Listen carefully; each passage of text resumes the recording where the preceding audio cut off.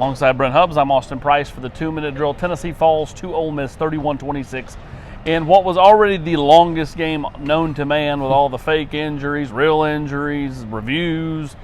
And then Jacob Warren's review does not get overturned. Tennessee fans start pelting the field with water bottles and beers and golf balls and everything else. And we added to the game by about a 20-minute delay. Tennessee, through all that, gets the ball back, goes back down the field, and Joe Milton runs out of bounds at the 11 in quite possibly the dumbest football play I've seen in person. I mean, we could spend 30 minutes uncovering what went on the last 20 minutes of the football game.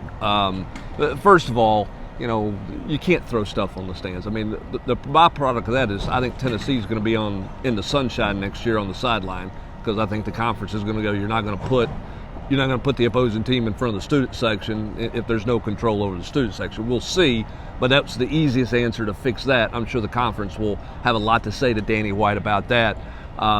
It's a bad look. I mean, it was a tough, hard-nosed football game. Tennessee overcame a lot of injuries. Tennessee did a lot of dumb things. The story nationally about Tennessee tonight is going to be the fact that there was a 20-minute delay because people were throwing things on the field at Ole Miss. Yeah, a combination of, the Tyler Barron call, other things that went on the last 12 years. Sure. And it all kind of culminated with just frustration there from the fans. I mean, I don't condone it. I think that's bad, but I get the frustration. Like the replay, the fans and everybody in the house thought, okay, this is going to be a first down. Tennessee's going to have 40 seconds to go, 40 yards. Instead, stands is called, and then this place just came unglued. Yeah, and again, I mean, the replay, I think he made it, I just, in seeing all the replays, the thing I asked on the Vol Network out loud on the broadcast was, is there enough there to overturn it? Could you see exactly where the football was?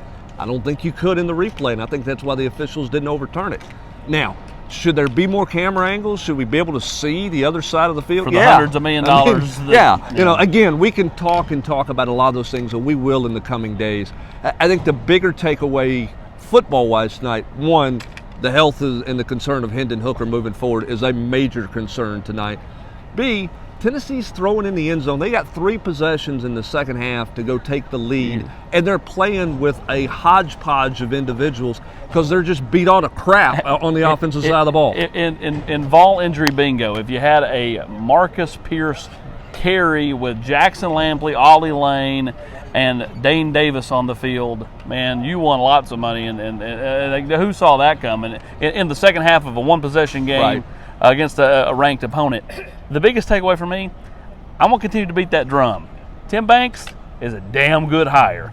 They gave up 7 points in the second half. They gave up 31 overall. I don't even count the 7 they give up after the muff punt. Were they perfect? No. Matt Corral had 200 yards on the ground. But when you look at what Ole Miss has done to everybody else and what they did tonight against Tennessee, I mean, I think the guy's he's dialing it up again with a hodgepodge group of people playing left and right. Well, and again, if you want to look at positives there, I mean, Byron Young showed up. Omari Thomas had his best night as a player without any doubt. Offensively, on the other side, they couldn't get in a rhythm. And part of that was self-inflicted wounds. Sure. You're moving, driving the ball, 1st and 10, 10-yard holding penalty. All of a then sudden, running on 2nd and 20. I mean, these weird running plays. Yeah, they just had a hard time getting into any kind of rhythm at all, which was surprising considering how much Ole Miss's defense has struggled.